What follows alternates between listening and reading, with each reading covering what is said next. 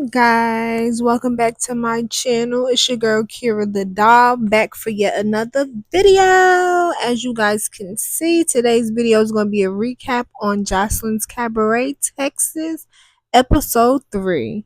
So let's get right into it. Producing and the editing is definitely top tier. The quality is top tier.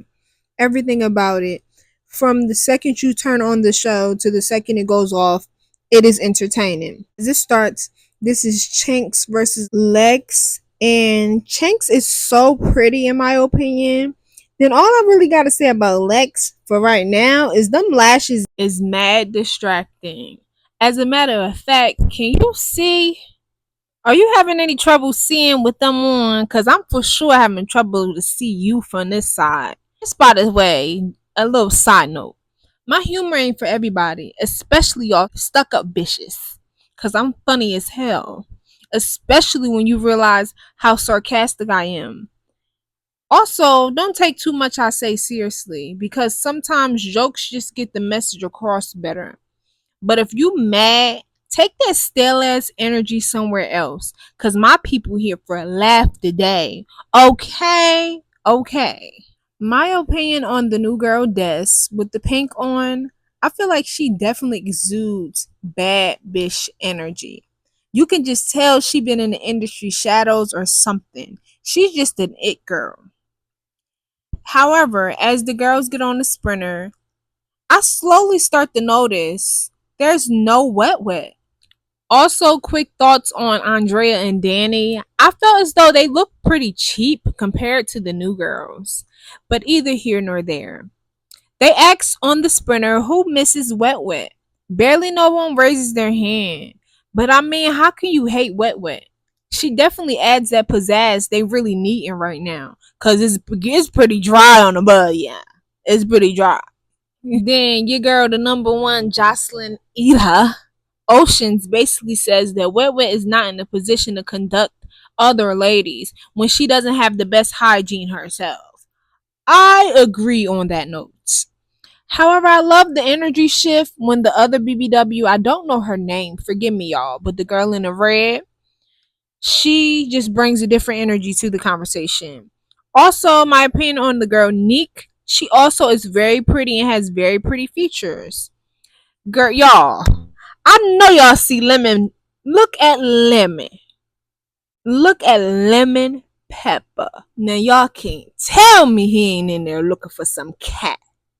Usually the CEO don't show up to events like this. He wanted to see a little some coachy. I'm sorry, but I'm not sorry. Y'all can't tell me nothing different, baby. But anyway, I done got a little sidetracked. Let's shift gears.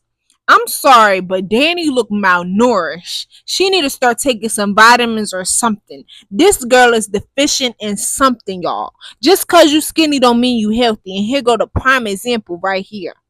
She done spooked me out, y'all. She's dangerously skinny. The rib showing is crazy. But I also peeped Lemon was up there throwing money, y'all. I told y'all. But I also noticed, I said, who Ballistic back there texting though? When I see him in the back texting and stuff, I said, he definitely stressing though. I'm starting to see what y'all saying. That man is aging. Jocelyn got this man stressed out.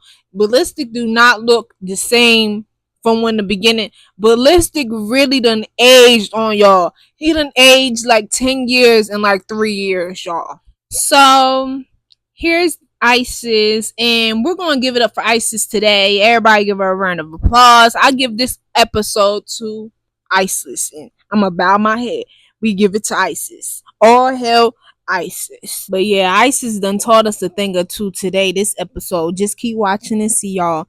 But yeah, I also am editing the pictures like that because I'm trying to show as least as possible because this is YouTube, so we gotta keep it PG. But anyways, back to the story. So on the bus, Raven points out, she's like, so does anybody have any issues to address? And Miss K addresses Isis. K is one of the girls that stood out because the body is T, but that face really some tea. They start talking about who they think is gonna go home, and the only one they can really point out is the BBW, who Monica, who Jocelyn already said something to before, and it's the night of eliminations, and they actually have two more girls to compete with. So you know the girls got a little catty. They wasn't finna have that. The girls were not going down without a little fight. So the girls feeling Jocelyn on the beefs and everything that's been going on. In my opinion, I don't know about y'all. Let me know down in the comments. But Jocelyn seems to side with Andrea almost every time. It seems like it don't matter if Andrea right, wrong, or in between, and Jocelyn gonna side with Andrea and be like, "Yeah, I feel where you coming from, sis. I feel you." It's just like I don't get it with Jocelyn sometimes, because Andrea and Danny are going off while Isis doesn't seem too bothered. But she definitely did press the situation on the bus. It's like Isis pressed the situation on the bus. She did with Andrea. But in this moment, she didn't have no smoke for Andrea. But here are the two new girls, Hennessy and Rose. They join into the house, while Andrea and Isis are going back and forth. I also felt like Rose is really pretty. She's really pretty. But Isis and Drea, eventually, one thing leads to another. They get into a fight. Isis got one good connection. That was all she needed. Bust Drea mouth wide open, y'all. It's insane because Isis was chill. Drea was the one screaming and hollering just to get done in by Isis. It's usually the ones with all the mouth that can't fight. Isis hit her so hard that her hand swelled up. I know when Drea started feeling that lip leaking, she knew she ain't want to let go of Isis' hair. All them little pretty locks she got. She ain't want to let go, y'all. Drea knew she lost. She felt that blood dripping. And here go a replay of that one good connection. Dang, her arm look buff as hell. She hit her hard. Yo, I'm with Danny. I'm bending, I ain't in it. Just as I'm thinking, I'm so glad somebody shut that hoe up. Here she go, still yapping her mouth. And she get to spitting the blood, y'all. Jocelyn had enough when that happened. When Drea got in the confessional talking about she got sucker punched and she bit her lip, yeah, I'm done with this hoe right here. Then Kay, for some magical reason, Kay feels implied to step off the steps, as Neek said. I don't know why she got off the steps. Yeah, and you got 2-piece, sweetheart, because you inserting yourself yet again somewhere where you do not belong. Now, get out of wrong folks' business and go back over there where you supposed to be at. But yeah, Kay came over there. She said Isis was mad because I forget what happened, but basically Kay said something to her and Isis stole off on her. She said something like, "Your hand's broken." She said, "But this one ain't." Pop. Like I said, Drea would not shut up. Jocelyn like, "What you want her to do next? I could see your throat through your lip and you still want to fight." And that's how I feel. Like, Drea, please sit this one out. Drea, please. Drea, please relax. Relax, mama. Relax. But all I know is that Kay should have stayed her ass on them steps. So now Jocelyn gets on Danny for playing with her like she one of her little friends. Basically, she get on all the OGs and calls them disrespectful and tell them don't be sizing her up. Jocelyn just living out my intrusive thoughts, y'all. People be looking for too long and too hard. So I feel you on that, Jocelyn, but you need to treat them a little better. But as y'all can see, Monica is one of the ones that are sent home. But let me continue on what I was saying. Jocelyn told the OGs don't look down at her. Keep their eyes above her eyes and at her head and not below her eyes. This woman off the chain, y'all. The second that gets sent home is Fetish. She was really pretty, but like I said, same with Monica. They didn't really get much camera time. And I feel like, is it about camera time? Because everybody wants to say, oh, they want camera time, they want camera time, but the ones who didn't get camera time got sent home. So is it about camera time? So at this point, Wet Wet comes in and apologizes to Jocelyn. I feel so bad for Wet Wet, and everybody does. So Jocelyn breaks the news to the girls. Instead of 4 going home, only 2 are going home today. The girls are really happy, but at the same time, you got to remember 2 new girls came in. So it's kind of like they didn't lose anyone. Go join your ladies that you're gonna be helping. Cause you're not competing for 50,000, bitch. But.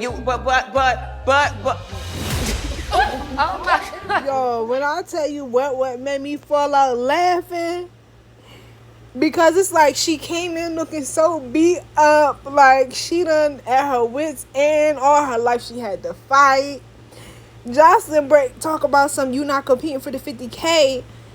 Wet done fell out, y'all. I don't even be like, I don't blame you, queen. I don't blame you. Wet came in and provided us the well-needed laughter that we were missing the whole episode in 2 minutes, which shows you how big of an asset she is to this show, and shows you how much Jocelyn is going to be missing out when she play in this girl face, because the preview for next week done boil my bloods, honey. All in all, Wet is the show. Y'all can't lie about that. But my opinions on this moment right here, Wet, you should have eliminated your damn self. Cause next week, I know you wish you would have left when you came in that house in the pop. I knew you wish you would have never did that. Cause you probably shouldn't have. Cause Jocelyn don't see your worth, your value, and she don't value you. Point blank. Her treatment next week was just so uncalled for. This episode definitely picked up from last week. It was way more interesting. So the new girls and Raven are sitting in the room. Ocean, still don't know the other girl's name. This was the BBW I was talking about. I cannot remember her name for the life of me, but I know she's from Chicago. So they're sitting in the room talking about how they feel about the new girls coming in and just, coming into the challenge from off of a pool party and getting handpicked so easily, when they had to go through audition tapes and just the whole process of being picked for the show. And these girls just show up to a pool party and get picked. So they were a little upset. Drea, Lexi, and Nick join. My opinion on the whole situation is that it was petty. Nobody explained it in the room better than Drea. Of the fact of her saying the envy in the room was so heavy, because Nick starts it up. She asks the new girls, did they audition? Which leads to Ocean saying, point blank period, I don't feel like y'all deserve to be here. It screams insecurity. The girl who named I don't know and Ocean stand up to fight the new girls. I feel like it was weak, because you a BBW, sis. Like, of course you was whooping her. I mean, not all BBWs got hands, but baby, you got the weight. Y'all just not the right weight class. Of course she was hyped to fight her. She not your size. Of course. People definitely be picking and choosing when it comes to fighting.